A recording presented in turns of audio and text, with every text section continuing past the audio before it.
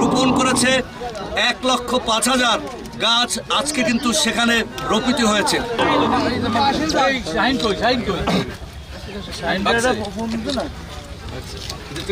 ভাই একটু তাকান,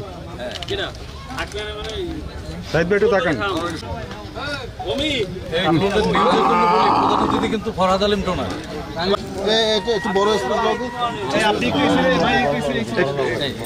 সবাই সুতাকাঙ্ক্ষী হেসে দেন।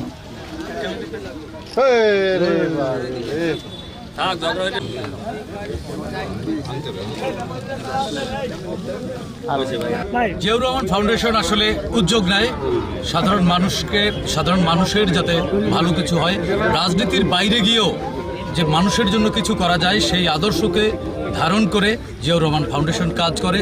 আজকে যে এই যে নিম গাছ রোপণ করা হলো, এই নিম গাছ হচ্ছে জিয়াউর রহমানের খুব পছন্দের গাছ এবং জিয়াউর রহমানের 44তম শাহাদাত বার্ষিকী উপলক্ষে জিয়াউর রহমান যে খালটি কেটেছিলেন সেই খালের পাড়েই আমরা গাছটি অনেকগুলো নিম গাছ লাগিয়েছি এবং আমাদের সাথে আমরা অত্যন্ত সৌভাগ্যবান। জিয়াউর রহমান ফাউন্ডেশন অত্যন্ত কৃতজ্ঞ তাদের প্রতি যারা জিয়াউর রহমানের সাথে সরাসরি খাল কেটেছেন।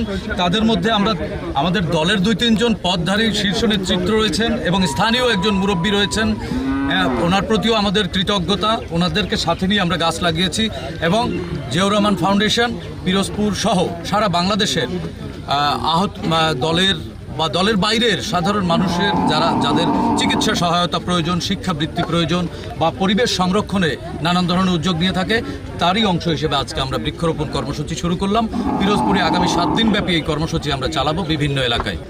এখানে 21শে মে শহীদ রাষ্ট্রপতি জিয়াউর রহমান যখন আসলেন তিনি কিন্তু এই খাল খনন উদ্বোধন করেন না। খাল খনন হয়েছে জনগণের উদ্বুদ্ধ করে। তিনি আগেই মিটিং করেছিলেন পিরোজপুরে, সেই মিটিংয়ের অংশ হিসাবে জনগণ উদ্বুদ্ধ হয়ে খাল খনন করেছেন। তিনি সেটা পাওয়ার টিলা থেকে পানি সরবরাহ করার জন্য তিনি কিন্তু পাওয়ার টিলা স্টার্ট করেছেন, পাম্প মেশিন। এবং পাম্প মেশিন আপনারা জানেন যেভাবে স্টার্ট করতে হয় ঘুরাইয়া, তো ওই যে কোনো কারণেই হোক হ্যান্ডেলটি পড়ে গিয়ে তার পায়ে আঘাতপ্রাপ্ত হয়েছে এবং তিনি ওখানে রক্তাক্ত হয়েছে এবং তৎকালীন যারা সরকারি কর্মকর্তা বলি আমরা, যে ডিজিএফআই বা অন্যান্য কর্মকর্তারা তাকে উঠিয়ে নিয়ে গেছেন এবং পানি সরবরাহ ইতিমধ্যে শুরু হয়ে গেছে।